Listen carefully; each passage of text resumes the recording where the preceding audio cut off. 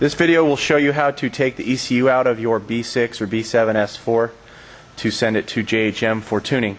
We got the hood open. As you can see, there's a couple things we got to get off first. We need to get off just this rubber strip, kind of pulls right off. As you can see, I can just pull it all the way down.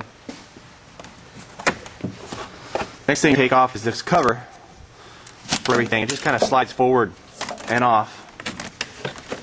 Once the cover's off, the next thing you need to worry about getting is the windshield wipers. You'll notice that the driver's side windshield wiper has a pretty good grip to it, and this car still has the caps. You'll probably run into some cars where these caps are in. Somebody worked on it. So this one's got a curve, the driver's, and then the passenger side wiper, if you notice, it has a more straighter angle to it. And you might want to note where they're at in relation to the windshield, so you can put it back in the same place. They're not really keyed. Pretty much can be bolted down any spot. So what I'm going to do is, you'll see there's a small, like on this one, there's a small spot to get in there and pry the cap up. So once the cap up, then I just got to get a wrench and loosen the bolts and then get them off. So I'm going to work on that next after I take this cap off as well. Now that we got both caps off, we need to break these nuts free. They're a 16 millimeter. So you just break it. Once they're broken free, they almost pretty much spin freely by hand. So I'll get that one.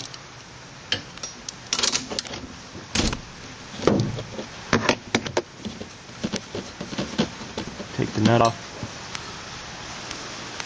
Take the nut off. And then it's a little bit of a tricky part to get the wiper off. Basically, you'll find it's kind of stuck on. Give it a wiggle. And sometimes a second hand, holding like a second hand underneath here while you wiggle, and then you work them and they pop off. So I'm going to go ahead and work these off and pop them off, and then we'll come back. The whole point of taking the wiper arms off was to give you a little bit more room because of the bolt in the back of the ECU box right here. And what you'll find right down here, there's a metal clip. You slide off. Take this off. You fall down there, you can always go grab it afterwards. This metal clip comes off, and then you'll have a little bit of room to pull up. And when you have a little bit of room to pull up on this, you can feel, you can pop it out a little bit. See if I can get a good shot. Yeah, you can see how it comes out. So you don't need to pull this all the way out. You're just kind of pulling it out a little seam. That way you can get to a bolt. There's one bolt located right here near this arm pivot. And then there is another bolt in this corner right down here. So we got one hidden bolt back here. And the back edge is clear. So basically you need to get one bolt here, one bolt back here. So that's two. We got a third here, a fourth, and a fifth. And these are all T30s. So I'm going to get all 5 T30s off of here and pull the cover off. You'll find that these rear ones are hard to get to. As you can see, what we use, we got a T30 socket with a really short extension. It kind of pushes up on here, but gives us enough to get it out. If you go with too long of a setup, you won't be able to fit it in there. And once this is started, you can probably do it by hand. But this compact setup right here is what we tend to use to get the back to. And then you just kind of push, this plastic piece up. You don't have to bother taking it out of the whole car. You just get it up and out of the way. And there's the fifth and final bolt we're getting. You can see it's pretty compact. We could fit it down there, and it barely clears the cover. So you can get that one with the T30 with that little short extension as well. Now that we got this propped up a little bit, and we got all 5 bolts out, the cover now comes off. And now you will have full sight of the ECU. One thing you'll notice is this ECU basically has a chasity belt on it, is what this looks like. And first thing we got to do is we got to get this clip off right here, kind of push down and twist it out, and then this strap comes off. So now that the strap's off, we need to get the chassis belt off. That can be a little fun. There's a couple ways to approach this. You can see the chassis belt blocks this connector coming off right here. So there's 2 ways to do it. You can very carefully cut a slit down here without hitting the connector. There's obviously room underneath. There's a little more room on this side of the chassis belt. But my favorite way to get it out is to basically I grind a slot. These bolts right here. Let me twist this for you. You can see there's like a cap right here. These bolts right here are like one-use twist-off bolts. And you can try to get a pair of vice grips on them and break those bolts free and undo those bolts, this bolt and that bolt. Or you could take a grinder and put a little slit down it. Then when you put the little slit down it, you can just undo it with a screwdriver. And then the ECU will slide out this way. And so what I'm going to do is I'm going to go ahead and get those bolts free. I will go ahead and put the slit down it. Like I said, you could try with vice grips, grabbing the outer edges. But I'm going to go ahead and put a slit down it. I'll show you what I use, and I'll show you how the slit looks. Here's what I use to put the slit down. I got an angle grinder with a cutoff wheel. This one doesn't have the guard on it, so but most of them are smaller with a little guard, a little 4-inch cutoff wheel. So I basically take this, and I'm very careful, and I put a little slit right down the center of it. Just enough to put a screwdriver in there so I can unscrew with a screwdriver. If you're not comfortable doing that, like I said, you can go ahead and use a pair of vice grips or something, or cut a slit in this part right here. But you know, obviously you don't want to damage the connector, so I prefer just attacking these bolts right here. So I'm going to put a slit in these bolts, I'm going to unscrew them, and then we'll resume the video. Okay, so as you can see, I'm getting ready to cut this, a little slot in it. You may want to cover your fender, but I'm just going to go ahead and do this, just a small slit in here, and just be careful.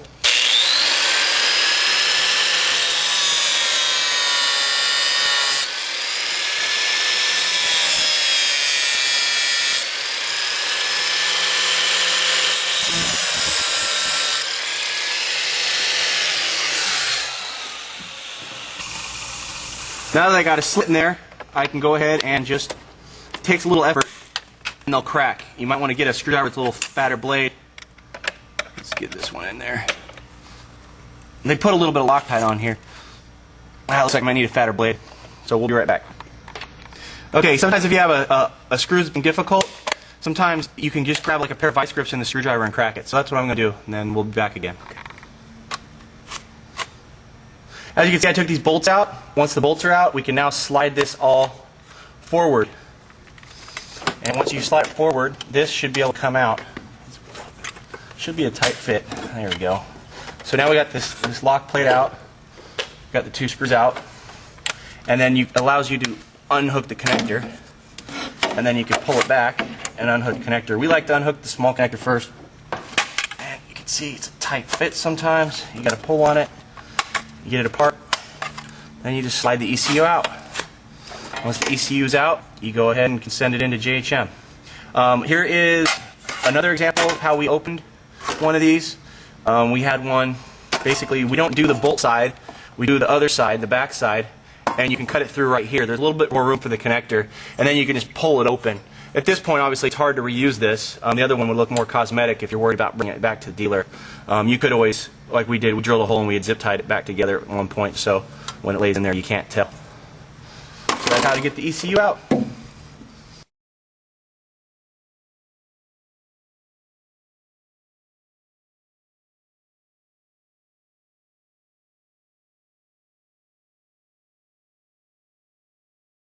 Okay, now we're ready to put the ECU back in the car.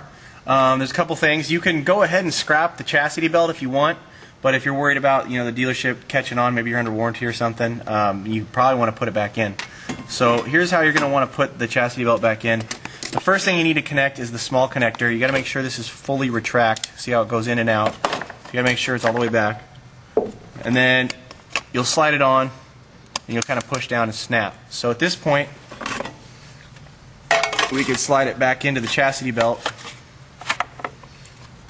And when we're doing that, though, we need to make sure that we put the lock plate in place.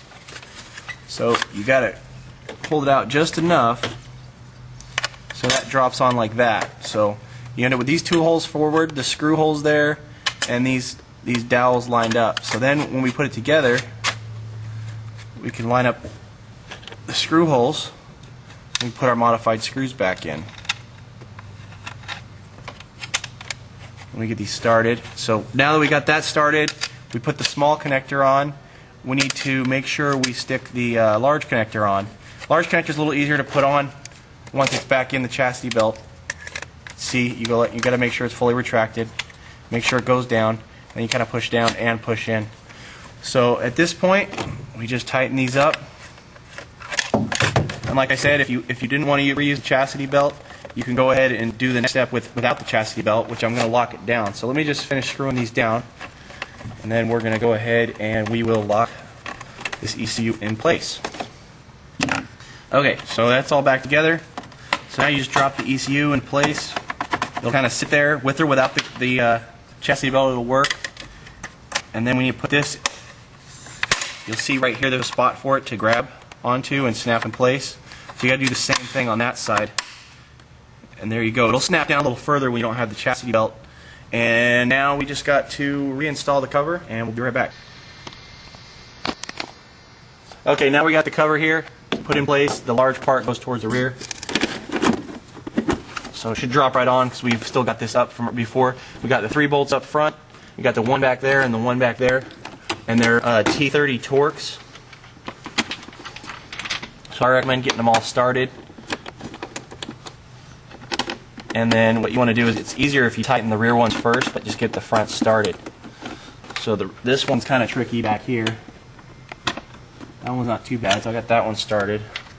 And this one usually takes a couple hands to stuff down in there and line it up into place. It is important to put these in. There's a lot of relays and your ECU are all under this cover, so you want to make sure this cover is installed properly, otherwise you could end up with major electrical problems. So yeah, now we got that on, I'm going to go ahead and tighten all 5, and then we're going to button up the cowl area and the wipers.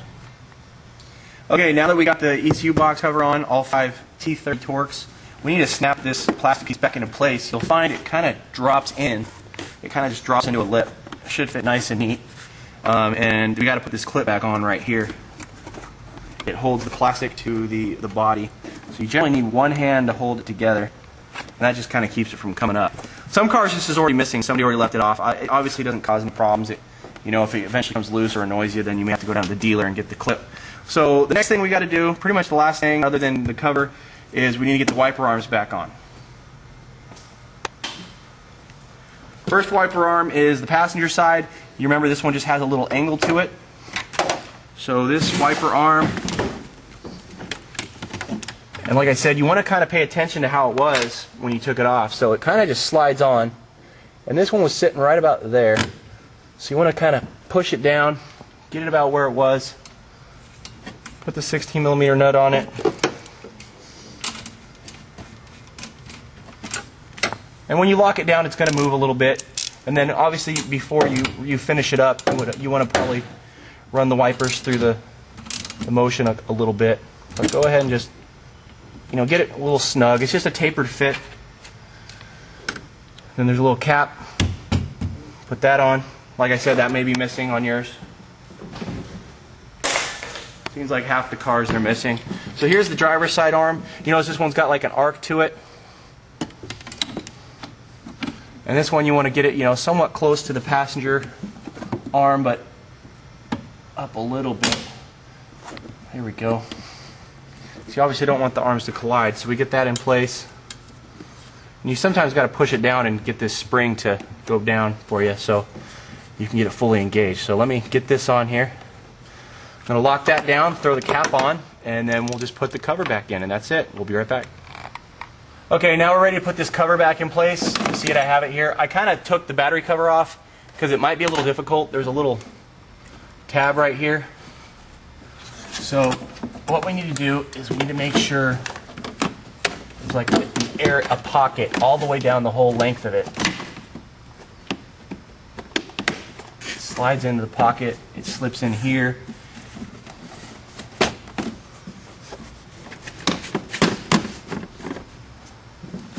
You got to shove that all the way in on both sides. There you go. So now it's all the way down. Now it's easy to put the battery cover on. You'll see it's got these little legs. Kind of got to get it over there. And then it pushes into place. And then the last part is the rubber. The rubber just kind of goes on this metal lip right here and it helps hold this in place.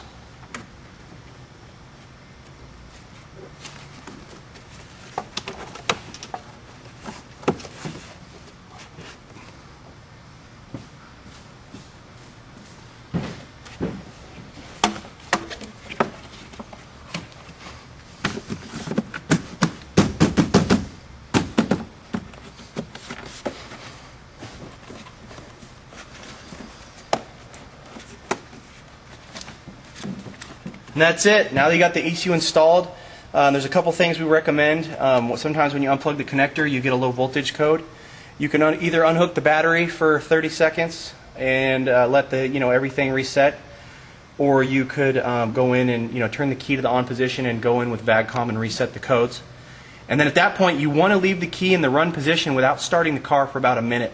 That helps reset the throttle body and will assure a better idle once everything's good to go. But that's it. And then once you think you got the throttle body reset and the codes reset, go ahead and start it up and enjoy.